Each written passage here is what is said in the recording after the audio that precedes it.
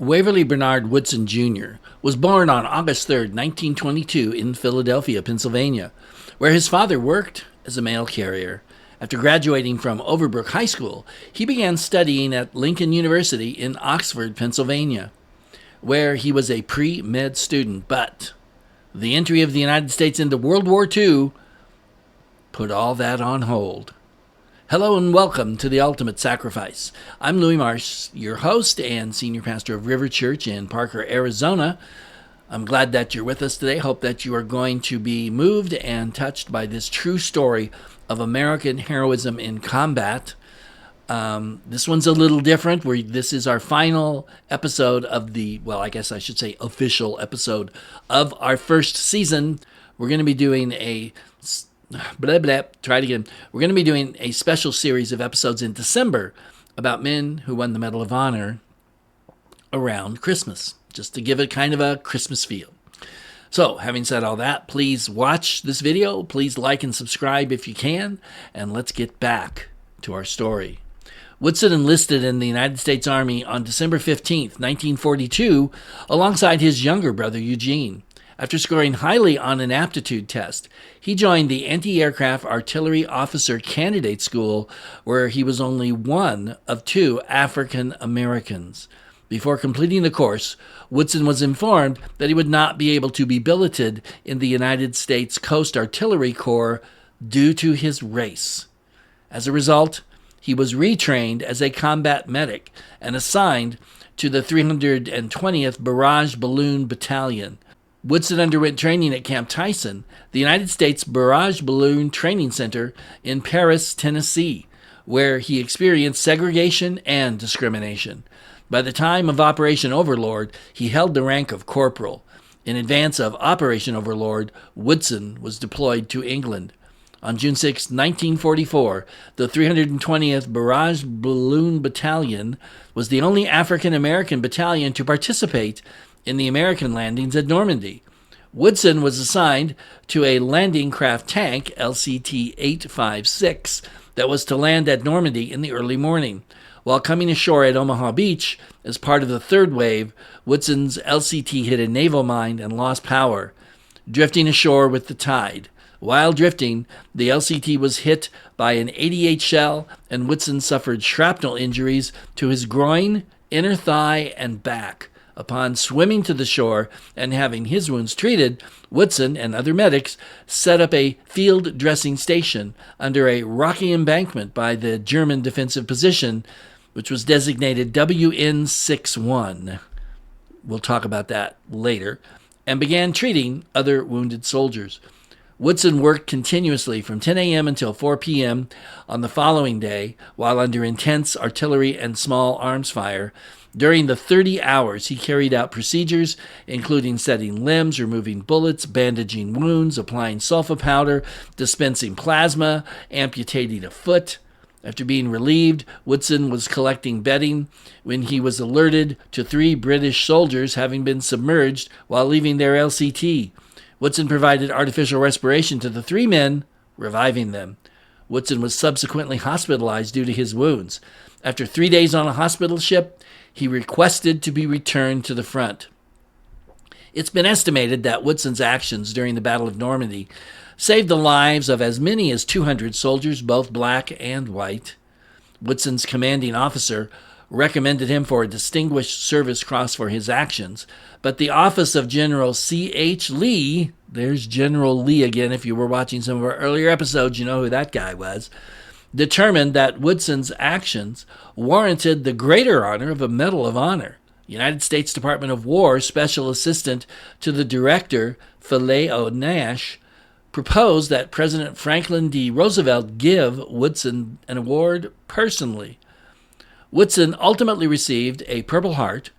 He was also approved to receive a Bronze Star Medal in 1945, but was never awarded it due to being redeployed out of Europe. The Philadelphia Tribune wrote this, quote, "The feeling is prevalent among Negroes." Now, I realize today that's a bad word, but in 1945, that was the word that was used. So don't get upset. I'm just quoting from the newspaper. That had Woodson been of another race, the highest honor, a Medal of Honor, would have been granted him, unquote. Shortly after the Battle of Normandy, the 320th Barrage Balloon Battalion was redeployed to the United States, where it underwent further training at Camp Stewart in Georgia. The battalion was then redeployed to Hawaii to prepare for Operation Downfall, which was canceled upon the surrender of Japan in August and September of 1945. Downfall was the name of two different invasions that were going to take place in late 45 and early 46 of Japan. With the subsequent end of World War II, Woodson was moved to the United States Army Reserve. He initially hoped to study medicine, but was unable to find a medical school which would admit him because he was an African American. He went on to complete his studies at Lincoln University, graduating in 1950, 2 years before I was born, with a degree in biology. Woodson was reactivated by the Army upon the outbreak of the Korean War in 1950. He was initially assigned to train combat medics at Fort Benning in Georgia, but due to his race, he was instead reassigned to the Walter Reed National Military Medical Center, where he served as sergeant in charge of the morgue, performing autopsies. During the Korean War, Woodson was promoted to the rank of staff sergeant. Woodson left the Army in 1952.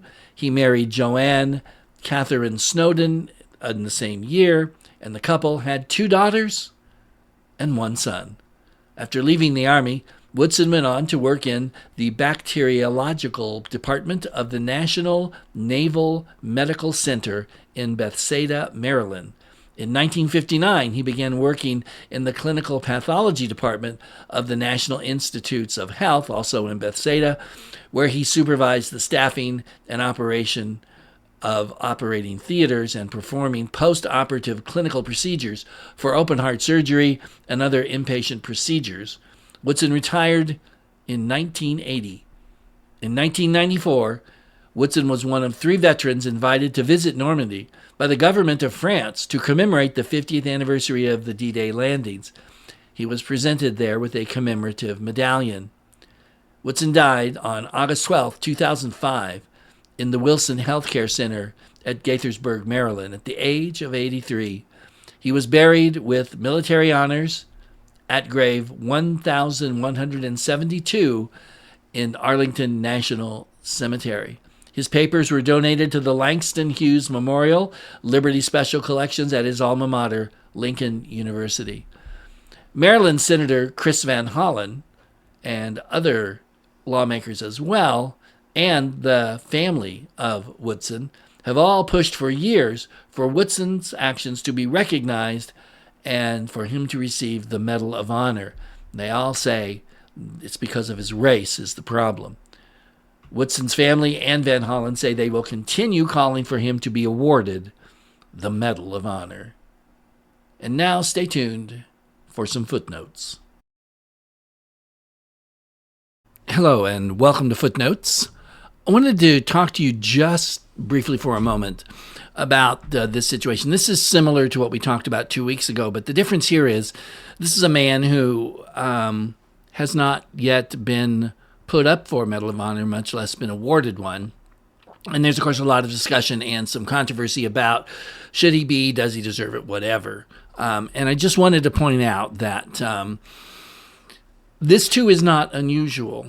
And if you look back to the history of the Medal of Honor, there were people like Theodore Roosevelt. His Medal of Honor was given to him by President Bill Clinton. That was quite a while after his death. So the idea that we go back and we look at things and whatever, and the idea that politicians get involved in these things and families push for these things, none of that is unique to this particular case. There's other people as well, plenty of them. And, that's okay. That's the United States, right? You get your right to your own opinion and you talk about things and you see what happens. Although, as I said before, you hope, certainly I hope, that it stays as tied to the facts and to the military as possible and doesn't get too political, because I just don't think that's helpful at all. Now, the second thing we want to talk about today, hold it right there, my friends. Yes, once again, it's Editing Louie, breaking in, doing time travel, going back in time to interrupt because I forgot something really important. In the video, I said I would tell you about that WN61 thing where Woodson and his medical team set up, and then I forgot to talk about it in the footnotes. So here's what it is. I'm going to throw the picture I have of that up. The WN stands for Resistance Nest. And the Germans, when they built the what they called the Atlantic Wall, it wasn't just like one wall all across the entire beaches of France. You know, I mean, that would be impossible with guys every 10 feet with rifles and machine guns. That's not how it worked.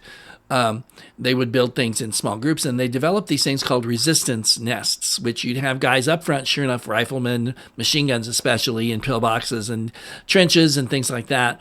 But then supporting them in back of them were mortars and other kinds of things that were back there, you know, reserve troops, other things.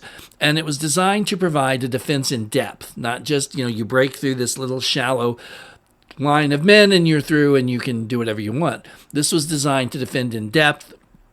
And also, I think they hoped that they'd be able to, even if surrounded, be able to hold out. Some of the resistance nests held out for a while, others did not.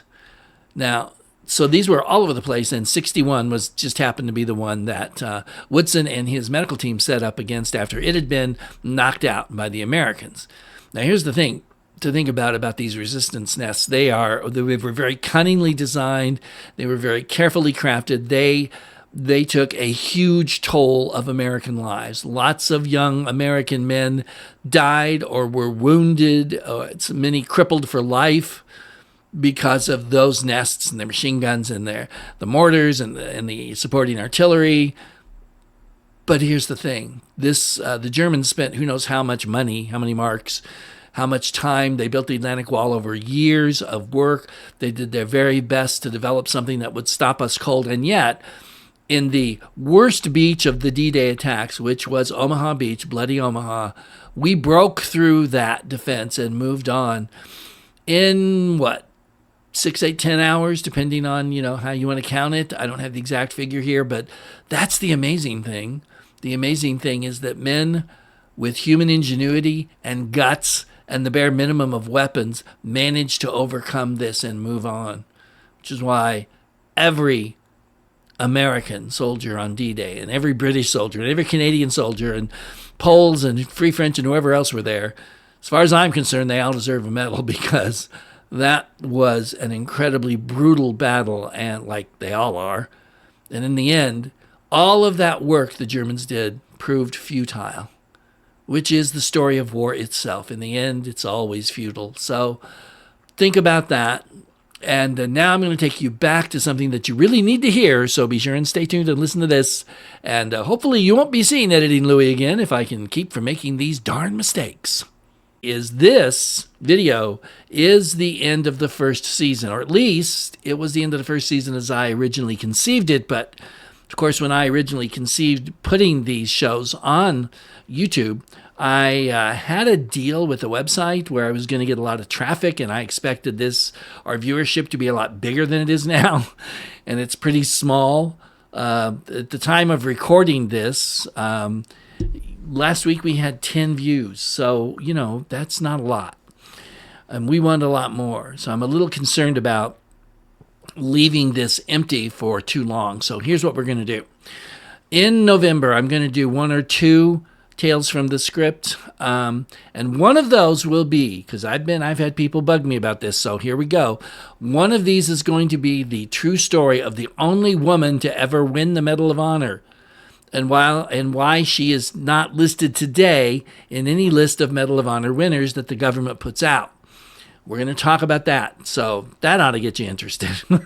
And then in December, we're going to do 4 or 5 Medal of Honor winners whose action took place in or around Christmas time, just to sort of be seasonal with all of that. So that's what's coming up, and I think you're going to enjoy it. I sure hope you will. Thank you so much. If you're still watching this, you're one of the few that watch all the way to the end of the video. I salute you.